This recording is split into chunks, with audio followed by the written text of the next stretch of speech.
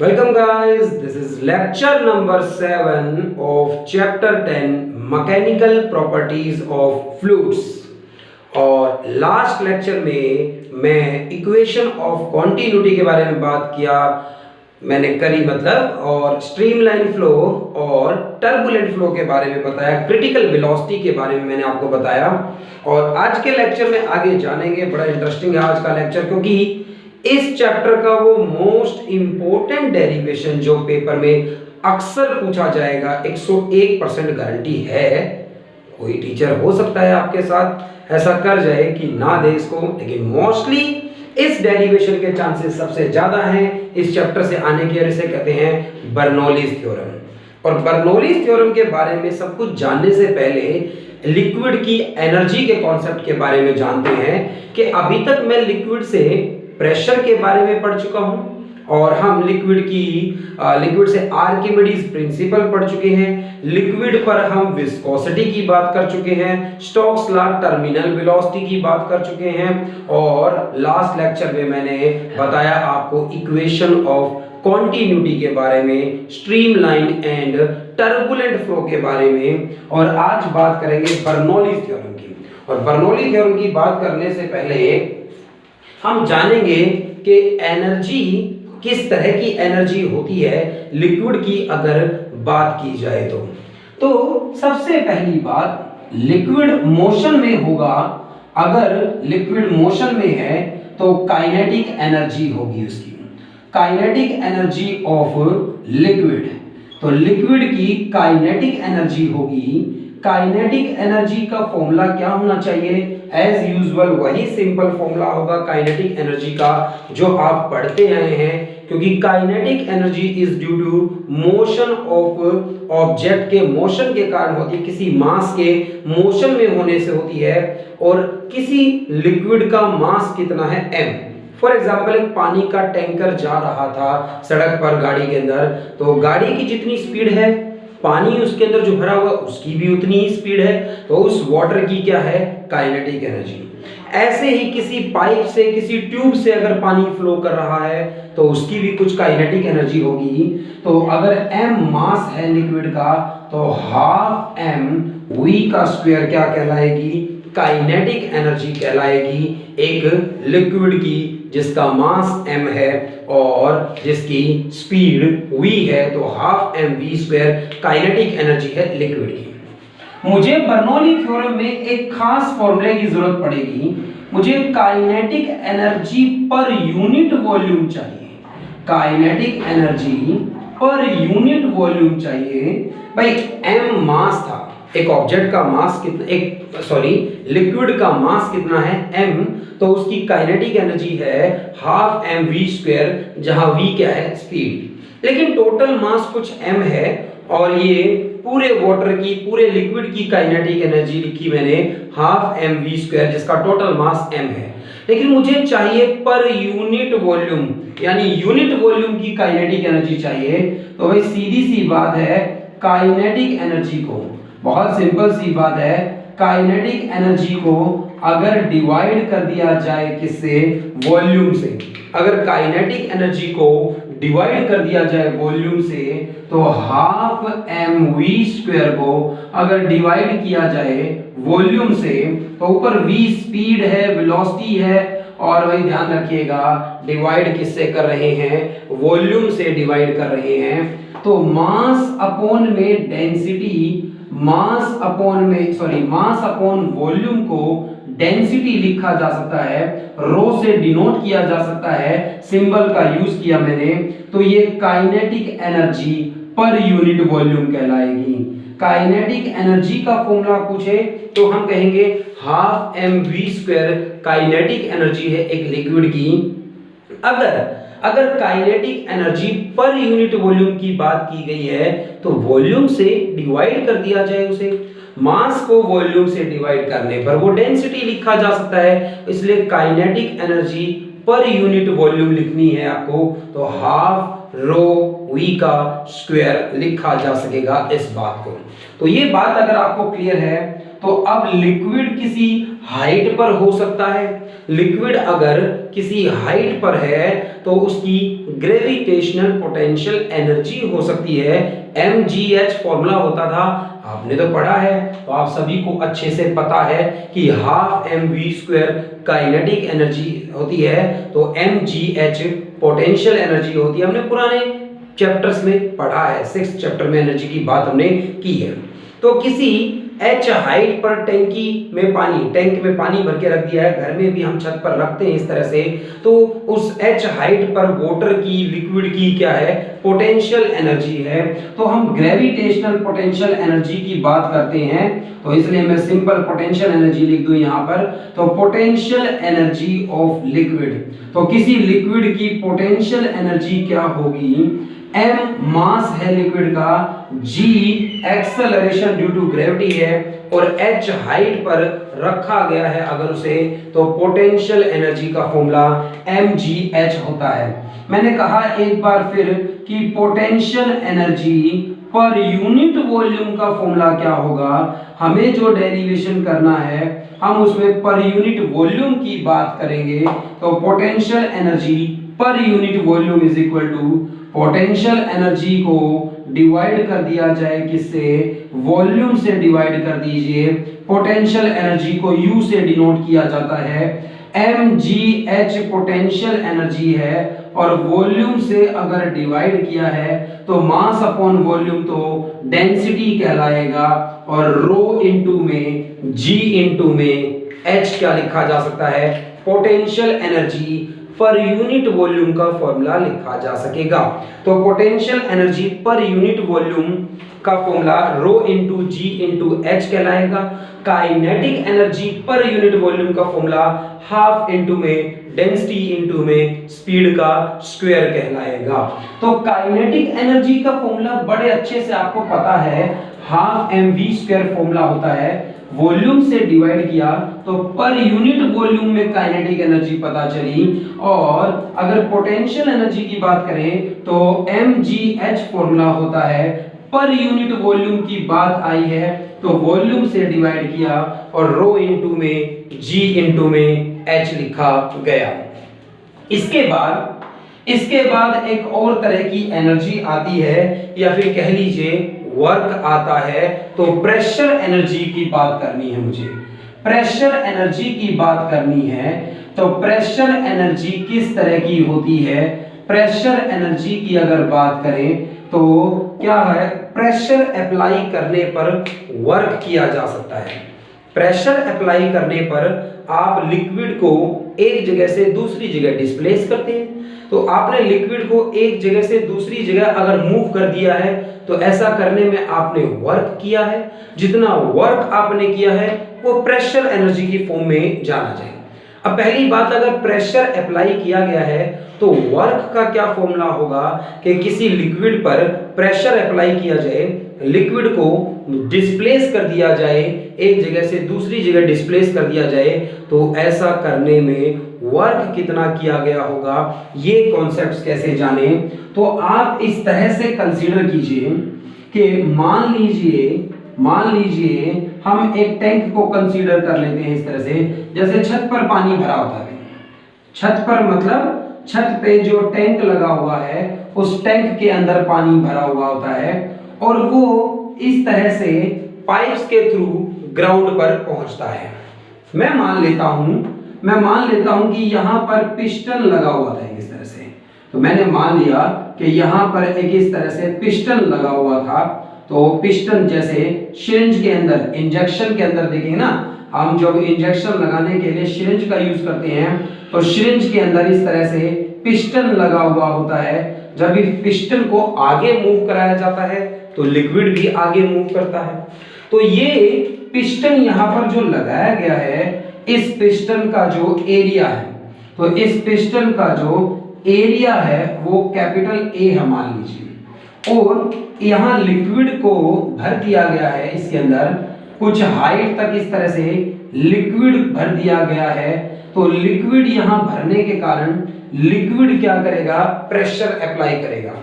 Liquid नीचे भी pressure लगाता है, इस तरफ भी प्रेशर लगाएगा। तो यहां पर लिक्विड कुछ प्रेशर अप्लाई कर रहा है और P प्रेशर अप्लाई किया है।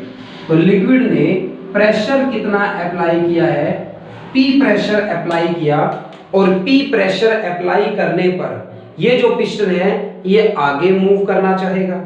ये पिस्टन अगर आगे मूव करता है, ये पिस्टन अगर यहां से थोड़ा आगे आ जाता है इस तरह से, तो पिस्टन अगर उस पोजीशन से थोड़ा आगे डिस्प्लेस हो जाता है, नई पोजीशन पे आ जाता है अगर पिस्टन इस तरह से, तो इस पिस्टन को यहां से यहां भेजने में कितना डिस्प्लेसमेंट हुआ, x डिस्प्लेसमेंट कराया गया।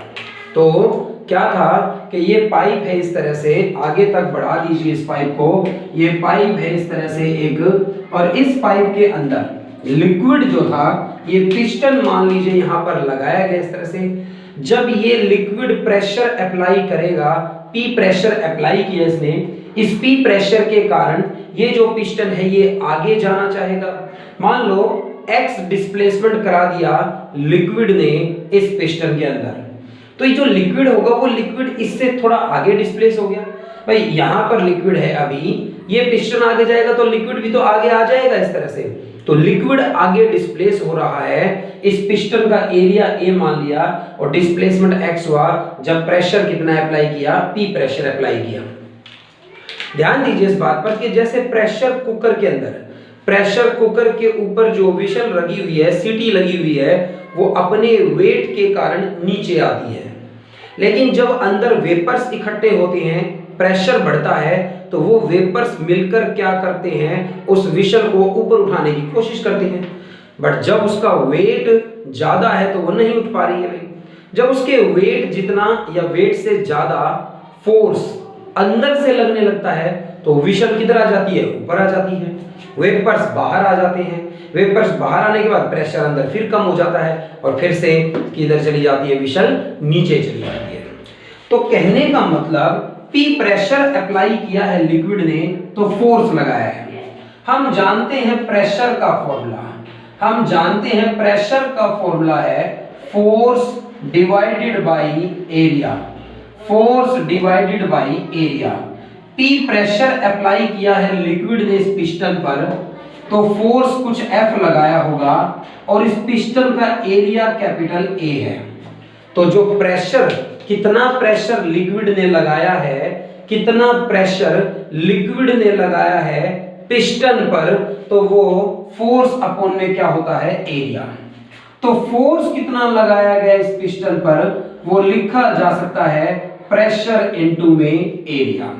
तो इतना फोर्स लिक्विड ने इस पिस्टन पर लगाया है, P प्रेशर इनटू में क्या लिखा जा सकता है, एरिया। अब वर्क कितना किया गया, वर्क डन, वर्क कितना किया गया, वर्क डन बराबर होता है फोर्स इनटू में डिस्प्लेसमेंट। वर्क डन का फॉर्मूला होता है फोर्स इनटू में डिस्प्लेसमेंट। फोर्स कितना लगाया है, प्रेशर इनटू में एरिया। डिस्प्लेसमेंट कितना कराया है, x कराया है। प्रेशर तो P रहने दीजिए, एरिया इनटू में लेंथ, A पिस्टन का एरिया है और डिस्प्लेसमेंट कितना हुआ, x। एरिया इनटू में लेंथ क्या फॉर्मूला होता है, वॉल्यूम का फॉर्मूला होता है। एरिया इनटू में लेंथ वॉल्यूम लिखी जा सकती है। वर्क डन का फॉर्मूला कहलाता है प्रेशर इनटू में एरिया। अगर सॉरी प्रेशर इनटू में वॉल्यूम, तो फोर्स इनटू में डिस्प्लेसमेंट वर्क डन का फॉर्मूला होता है। उसी फॉर्मूले से डिराइव कर मेरे पास ये भी आ गया है कि अगर लिक्विड ने प्रेशर कितना अप्लाई किया, P, क्योंकि फोर्स ना देकर अक्सर न्यूमेरिकल्स में, क्वेश्चंस में, डेरिवेशंस में प्रेशर की बात की जाएगी लिक्विड में, तो कितना प्रेशर अप्लाई किया, P प्रेशर अप्लाई किया, और वॉल्यूम कितनी ही उस लिक्विड की जो आगे डिस्प्लेस हो गया। भाई कुछ प्रेशर लगाएंगे, कुछ पार्टिकल्स आगे जाएंगे तो लिक्विड आगे चला गया है। जितना पानी इस टैंकी में घट गया होगा उतना पानी यहां से बकेट में भर गया होगा। तो जितनी वॉल्यूम यहां से नीचे डिस्प्लेस हुई है उतनी वॉल्यूम यहां से आगे डिस्प्लेस हो गई है, किसी बकेट में पानी भर गया होगा इस तरह से। तो ये एग्जांपल है एक तरह से कि अगर प्रेशर P लगाया गया है, वॉल्यूम V थी जो डिस्प्लेस हुई है, तो प्रेशर इनटू में वॉल्यूम, फॉर्मूला लिखा जा सकता है किसका, वर्क डन ऑन लिक्विड का। और ये लिक्विड, ये वर्क डन इस केस में हम प्रेशर एनर्जी की फॉर्म में कहेंगे कि ये इसकी प्रेशर एनर्जी है। अगर ये वर्क करने पर इसकी काइनेटिक एनर्जी में चेंज आया है लिक्विड की, या पोटेंशियल एनर्जी में चेंज आया है, तो वर्क डन बराबर होगा चेंज इन टोटल एनर्जी के, क्योंकि कुछ वर्क करेंगे तो टोटल एनर्जी में चेंज आया होगा। वर्क डन पॉजिटिव हुआ है तो बढ़ गई होगी, वर्क डन नेगेटिव हुआ है तो घट गई होगी, इस तरह से। तो work done is equal to pressure into में वॉल्यूम। तो प्रेशर इनटू में वॉल्यूम फॉर्मूला है किसका, प्रेशर एनर्जी का। प्रेशर इनटू में वॉल्यूम वर्क डन का फॉर्मूला है, और ये वर्क डन प्रेशर एनर्जी कहलाएगा। और क्योंकि हर केस में लिखा है मैंने इस तरह से, तो यहां भी लिखेंगे कि pressure energy per unit volume, pressure energy per unit volume क्या होगी भाई, प्रेशर इनटू में वॉल्यूम है टोटल एनर्जी यानी वर्क डन, और वॉल्यूम से ही डिवाइड कर दूं तो वॉल्यूम से वॉल्यूम कैंसिल हो जाएगा और P प्रेशर के इक्वल वैल्यू आ जाएगी। प्रेशर एनर्जी का फॉर्मूला या प्रेशर लगाने पर वर्क कितना हुआ, फॉर्मूला है प्रेशर इनटू में वॉल्यूम, और pressure energy per unit volume पूछी जाए तो वॉल्यूम से डिवाइड किया गया, वॉल्यूम से वॉल्यूम कैंसिल हो गई है, और न्यूमेरिकली रिजल्ट ये आया कि प्रेशर एनर्जी वैल्यू में प्रेशर के बराबर है, यानी प्रेशर होगा पास्कल में, पर pressure energy per unit volume होगी जूल पर मीटर क्यूब में। तो वैल्यू प्रेशर की वैल्यू के इक्वल आई है। ये तीन बातें जानी है भाई, फिर से ध्यान से समझिएगा, सुनिएगा, आपको समझ में आएगा कि काइनेटिक एनर्जी का फॉर्मूला हाफ mv² है, पर यूनिट वॉल्यूम में चाहिए तो वॉल्यूम से डिवाइड किया, डेंसिटी बन गई mass upon volume, half rho v² बना। mgh पोटेंशियल एनर्जी है और वॉल्यूम पर यूनिट वॉल्यूम चाहिए तो वॉल्यूम से डिवाइड कर दिया गया, वो डेंसिटी की टर्म्स में आ गया है। प्रेशर एनर्जी का फॉर्मूला प्रेशर इनटू में वॉल्यूम है, और भाई वॉल्यूम से डिवाइड करने पर यूनिट वॉल्यूम कहलाएगा। एक लिक्विड जो मोशन में है उसके पास कुछ काइनेटिक एनर्जी होगी, और अगर चेंज हो रही है हाइट उसकी चेंज हो रही है तो उसकी पोटेंशियल एनर्जी में चेंज आएगा, और अगर कुछ प्रेशर भी अप्लाई किया गया है तो यानी वर्क भी किया गया होगा। तो अगर मान लीजिए किसी डिवाइस से प्रेशर अप्लाई किया जाए, जैसे पानी वाली मोटर हम ग्राउंड फ्लोर पर लगा देते हैं, तो वो मोटर क्या करती है, प्रेशर अप्लाई करती है। प्रेशर अप्लाई करेगी तो अगेंस्ट ग्रेविटी लिक्विड को ऊपर जाना पड़ेगा, ज्यादा प्रेशर लगाएगी वो, तो जो वो प्रेशर अप्लाई करेगी, ग्रेविटी जितना प्रेशर लगा रही है उससे ज्यादा प्रेशर जब लगाएगी कौन, ये मोटर, तो लिक्विड किधर जाएगा, ऊपर। लिक्विड को ऊपर भेजने में क्या किया जा रहा है, वर्क किया जा रहा है।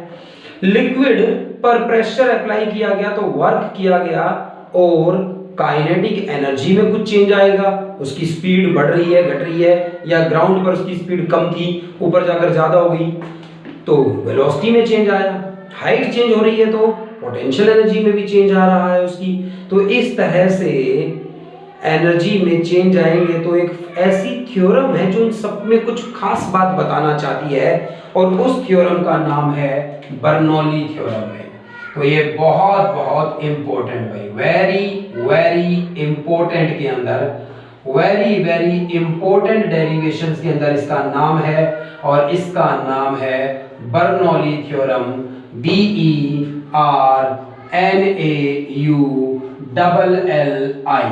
और एपोस्ट्रोफी एस लगाइए। बर्नौली थ्योरम मतलब बर्नौली ने क्या बताया है, बर्नौली थ्योरम कहिए, बर्नौली प्रिंसिपल कहिए, या बर्नौलीज लॉ कहिए भाई।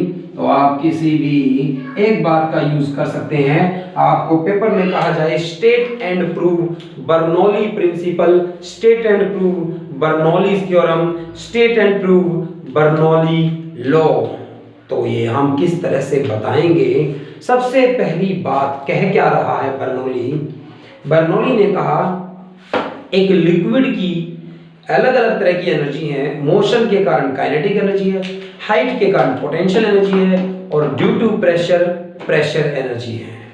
तीनों एनर्जी का सम करिए किसी पॉइंट पर यूनिट वॉल्यूम में।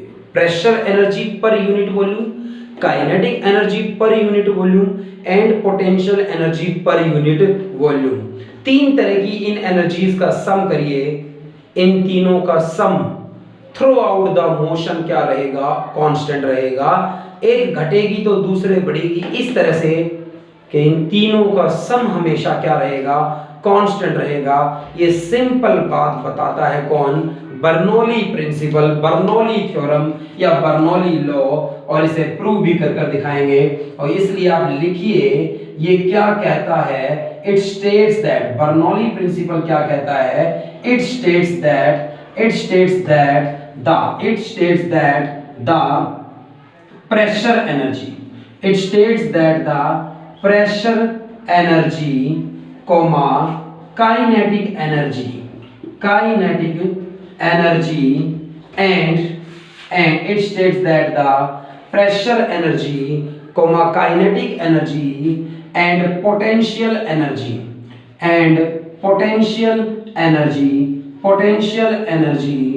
per unit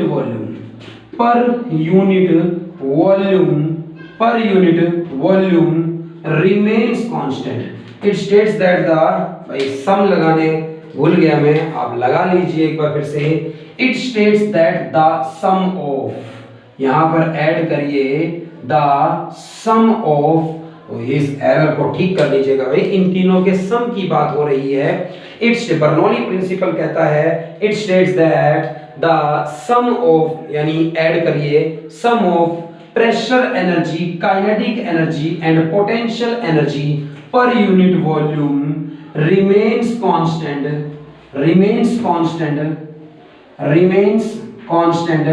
at every point throughout the motion,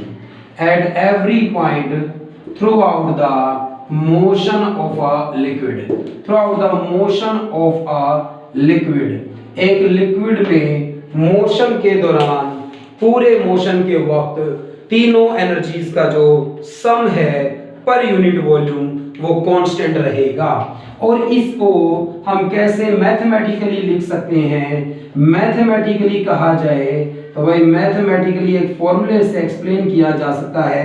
mathematically मैं लिख सकता हूं, मैथमेटिकली कहूंगा pressure energy per unit volume, जो कि न्यूमेरिकली P के इक्वल आई थी अभी थोड़ी देर पहले जब मैंने सभी का डिस्कशन किया था, pressure energy per unit volume plus kinetic energy per unit volume का फॉर्मूला बना हाफ इनटू रो माने डेंसिटी और v का स्क्वायर, और प्लस mgh पोटेंशियल होती है पर यूनिट वॉल्यूम की बात करी, वॉल्यूम से डिवाइड करने पर रो जी एच कहलाई। तो pressure energy per unit volume plus half rho v square kinetic energy per unit volume plus rho g h potential energy per unit volume is equal to constant. ये सभी क्या रहेंगे, constant रहेंगे। इन सब का सम क्या रहेगा, कांस्टेंट रहेगा। इन सभी का सम क्या रहेगा, कांस्टेंट रहेगा। ये बर्नौली प्रिंसिपल ने बताया है मुझे भाई। तो बर्नौली प्रिंसिपल क्या बताता है ये ध्यान से सुनिए, ये मैंने इसको स्टेट करा है। बर्नौली प्रिंसिपल कहता है कि the sum of pressure energy per unit volume, kinetic energy per unit volume and potential energy per unit volume, इन तीनों एनर्जीज का पर यूनिट वॉल्यूम में जो सम रहेगा वो सम क्या रहेगा, कांस्टेंट रहेगा थ्रू आउट द मोशन की मैं बात करूं तो। और ये मैंने मैथमेटिकली लिखा इस बात को, हम इस बात को प्रूव कर बताएंगे। तो इस बात को प्रूव करके बताने के लिए हम आगे जानने की कोशिश करते हैं। प्रूव करने के लिए, इसे प्रूव करने के लिए इस डेरिवेशन को देखिए। तो ये स्टेटमेंट लिखने के बाद, मैथमेटिकल एक्सप्रेशन के बाद प्रूफ की बात करते हैं।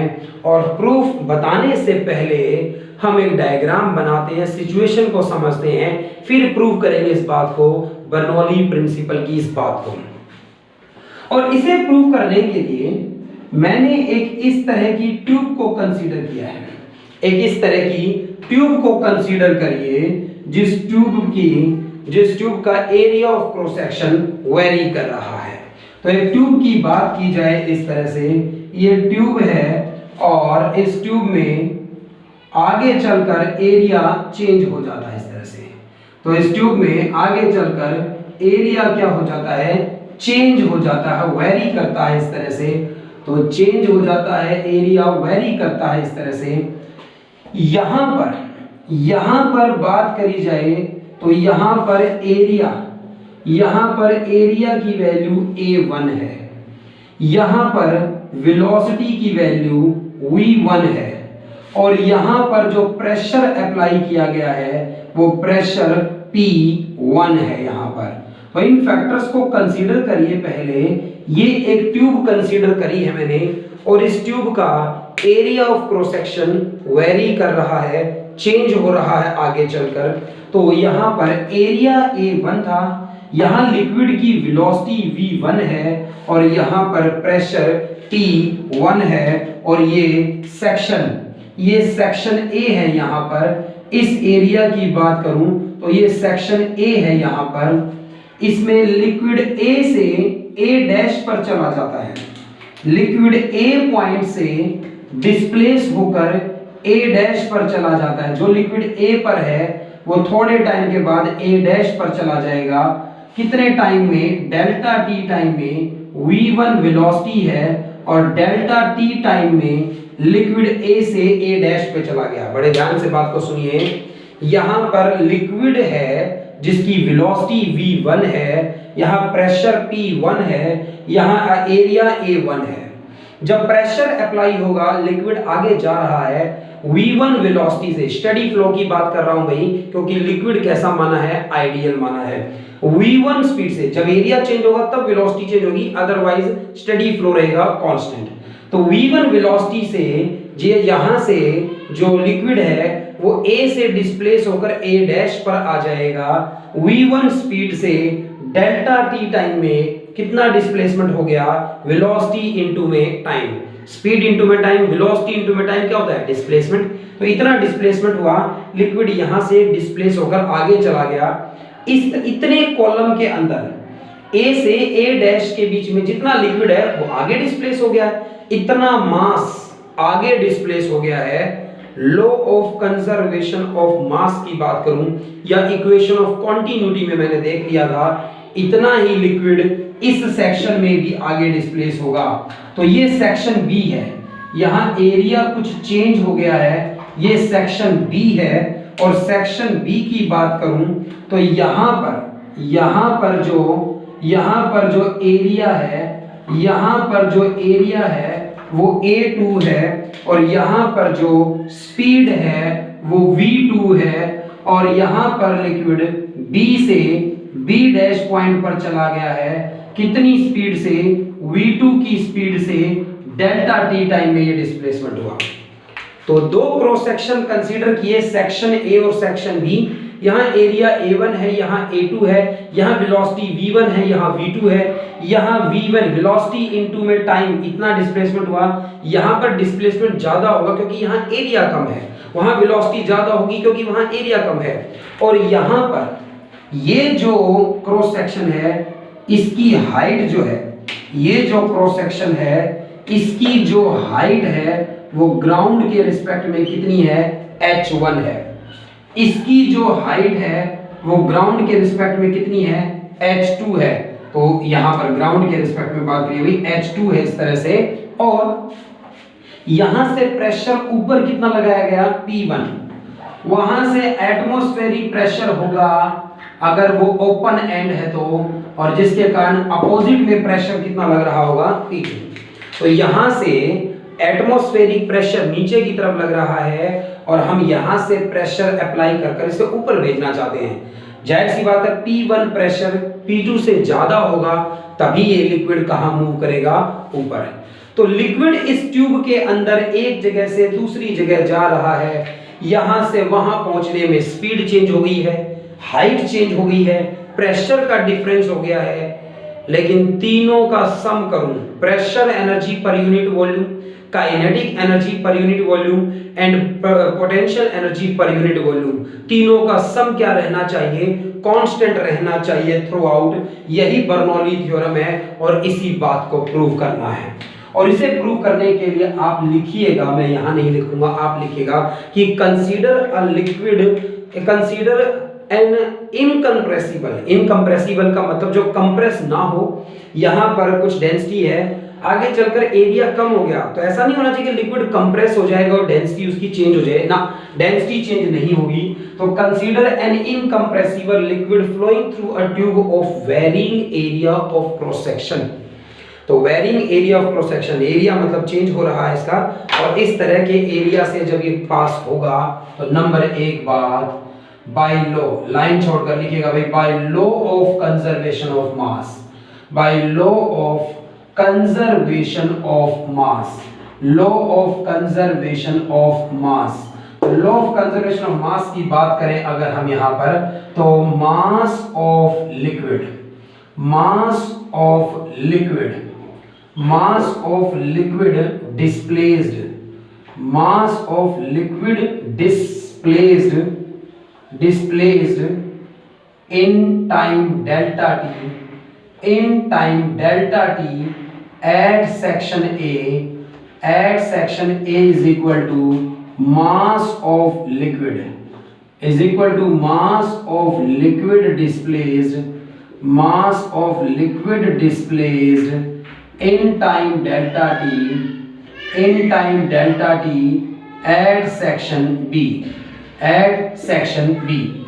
जितना मास लिक्विड का सेक्शन ए में डिस्प्लेस हुआ है उतना ही मास सेक्शन बी में भी आगे की तरफ डिस्प्लेस हो गया होगा। अगर ऐसी बात है तो m मास, यहां से वैल्यू लिखूं या यहां से वैल्यू लिखूं, दोनों तरफ वैल्यू क्या रहेगी, सेम रहेगी। यहां से यहां कितना लिक्विड डिस्प्लेस हुआ भाई, मास बराबर लिखा जा सकता है डेंसिटी इनटू में वॉल्यूम, मास लिखा जा सकता है डेंसिटी इनटू में वॉल्यूम।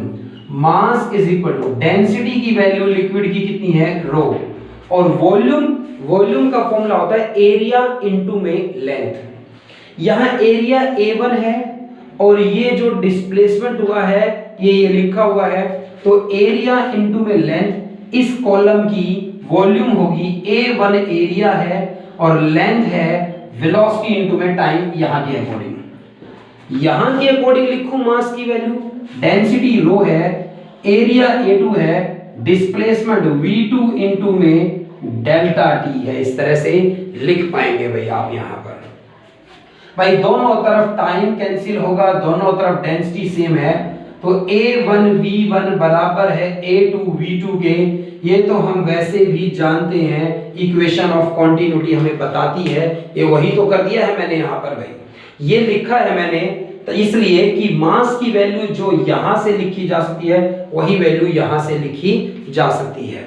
इसके बाद लिखिए कि change in kinetic energy, liquid यहां से बी पर जब पहुंचेगा, जो लिक्विड अभी ए पर है कुछ टाइम बाद ये बी वाले सेक्शन में पहुंचेगा, तो यहां से वहां पहुंचने में चेंज इन काइनेटिक एनर्जी कितना होगा, चेंज इन काइनेटिक एनर्जी कितना होगा, बराबर हाफ इनटू में मास इनटू में फाइनल वेलोसिटी का square minus initial, half m v2 का square final kinetic energy minus half m v1 का स्क्वायर इनिशियल काइनेटिक एनर्जी, और इन दोनों का डिफरेंस कर दूं v2 का स्क्वायर माइनस v1 का स्क्वायर। इतना चेंज आया है काइनेटिक एनर्जी में, इतना चेंज आया है काइनेटिक एनर्जी के अंदर। काइनेटिक एनर्जी में अगर इतना चेंज आया है तो पोटेंशियल एनर्जी में कितना चेंज आया होगा, चेंज इन पोटेंशियल एनर्जी की बात करिए, चेंज इन पोटेंशियल एनर्जी कितना चेंज आया भाई, mg फाइनल पोटेंशियल एनर्जी होगी mg h2 हाइट हो गई है, यहां mg h1 हाइट है, mg h2 minus h1 change in potential energy है। अब वर्क डन कितना हुआ, लिक्विड को ए से वहां ऊपर पहुंचाने में वर्क कितना करना पड़ा, वर्क डन बराबर है, यहां से प्रेशर अप्लाई किया P1, वहां से प्रेशर लग रहा है P2, प्रेशर का डिफरेंस कितना हो गया है, प्रेशर का डिफरेंस है P1, यहां से ज्यादा प्रेशर लगाया गया है तो P1 प्रेशर माइनस वहां का P2 प्रेशर, और वर्क डन का फॉर्मूला होता है प्रेशर इनटू में वॉल्यूम। प्रेशर कितना लगाया, P1 माइनस P2 प्रेशर है, नेट प्रेशर जो ऊपर की तरफ लगा, और ये वॉल्यूम जितनी यहां है ये वहां पहुंच जाएगी, तो प्रेशर इनटू में वॉल्यूम क्या लिखा जा सकता है, वर्क डन। तो वर्क डन बराबर है P1 माइनस P2 प्रेशर और इनटू में V वॉल्यूम से मल्टीप्लाई किया, ये प्रेशर का बनता है फॉर्मूला। ये प्रेशर का फॉर्मूला बन गया है, मतलब वर्क डन का फॉर्मूला बन गया है। अब हम जानते हैं work done is equal to होता है चेंज इन एनर्जी के, तो देयरफॉर वर्क डन बराबर होता है change in kinetic energy plus change in potential energy. कुछ वर्क किया है आपने तभी तो काइनेटिक और पोटेंशियल में चेंज आया है। वर्क कितना किया है, P1 माइनस P2 मल्टीप्लाई में वॉल्यूम। काइनेटिक एनर्जी में कितना चेंज आया है, मैंने रब कर दी, आपके पास लिखी हुई होगी, हाफ m V2 का स्क्वायर माइनस V1 का स्क्वायर, प्लस पोटेंशियल एनर्जी में कितना चेंज आया, mg H2 माइनस में कितना H1। तो ये इक्वेशन आई है। 1 वाली टर्म्स को एक तरफ लिख दीजिए और 2 वाली टर्म को एक तरफ लिख देंगे। इससे पहले क्या करिए, पूरी इक्वेशन को वॉल्यूम से डिवाइड कर दीजिए, divide by volume, divide by volume. तो वॉल्यूम से डिवाइड कर दिया जाए इस पूरी इक्वेशन को, तो डिवाइड करने पर क्या मिलने वाला है आपको, देखिएगा ध्यान से। तो डिवाइड करने पर यहाँ LHS में वॉल्यूम से वॉल्यूम तो कैंसिल हो जाएगी, तो P1 माइनस में क्या बचेगा, P2 बराबर, मास के डिवाइड में वॉल्यूम आएगी तो डेंसिटी बन जाएगी, तो डेंसिटी इनटू में V2 का स्क्वायर माइनस V1 का स्क्वायर प्लस mgh वाले में डिवाइड में आएगी वॉल्यूम, तो मास अपॉन वॉल्यूम फिर डेंसिटी कहलाएगी ρg H2 माइनस H1। 1 वाली टर्म्स को एक तरफ लाइए और 2 वाली टर्म्स को एक तरफ लाइए। यहां P1 प्लस का है, यहां से माइनस का V1 का square minus half rho minus V1 का स्क्वायर, माइनस वाली टर्म इधर आकर प्लस होगी, हाफ इनटू में रो इनटू में V1 का स्क्वायर प्लस H1 वाली टर्म इधर आकर प्लस होगी, रो इनटू में G इनटू में H1। भाई ब्रैकेट्स खोल दीजिएगा, एक स्टेप था यहां पर, इसे ब्रैकेट खोलकर अंदर मल्टीप्लाई करेगा। 1 वाले एक तरफ ले आया, 2 वाले वहां पर, यहां P2 की वैल्यू माइनस की है, इधर जाकर कैसी हो जाएगी, प्लस में हो जाएगी। हाफ इनटू में यहां 2 बच गया है, रो इनटू में V2 का स्क्वायर और प्लस में रो G H2 बच गया है। इसे ध्यान से देखने पर आप एनालाइज कर पाएंगे कि P1 का मतलब pressure energy per unit volume A section पर, हाफ रो V1 का स्क्वायर यहां की काइनेटिक एनर्जी, रो G H1 यहां की potential energy per unit volume, और इन तीनों का सम बराबर है यही वैल्यूज जो दूसरे सेक्शन पर होंगी P2 और ये इस तरह से। तो यानी kinetic energy per unit volume, pressure energy per unit volume, ये जो एनर्जीज हैं ये आप देख पाएंगे इस तरह से कि pressure energy per unit volume plus kinetic energy per unit volume plus potential energy per unit volume section A पर, और वही तीनों सेक्शन बी पर बराबर है इनका सम। हेंस मैं लिख सकता हूं कि pressure energy per unit volume plus kinetic energy per unit volume plus potential energy per unit volume, इन तीनों का सम क्या रहता है, कांस्टेंट रहता है। इन तीनों का सम क्या रहता है, कांस्टेंट रहता है, और यही बर्नौली ने कहा था। तो बर्नौली प्रिंसिपल को प्रूव किया है हमने यहाँ पर इस डेरिवेशन से, और ये एक मोस्ट इंपॉर्टेंट डेरिवेशन है। तो गाइस बर्नौली ने जो कहा था कि pressure energy per unit volume plus kinetic energy per unit volume plus potential energy per unit volume किसी लिक्विड के मोशन के दौरान सम इनका क्या रहेगा, कांस्टेंट रहेगा, उस बात को यहाँ प्रूव किया है। बर्नौली प्रिंसिपल को हमने प्रूव किया है। तो गाइस इस लेक्चर में मैं इतना ही जानेंगे आज हम आपके साथ। अगले लेक्चर में बर्नौली प्रिंसिपल की एप्लीकेशंस लाऊंगा मैं आपके सामने, और टॉरिसेलीज थ्योरम और वेंचुरीमीटर की बात करेंगे। बड़ा लंबा ये चैप्टर मैं पहले भी आपको बता चुका हूँ, बट धीरे धीरे हम इसके कॉन्सेप्ट्स को खत्म करेंगे। Thanks guys.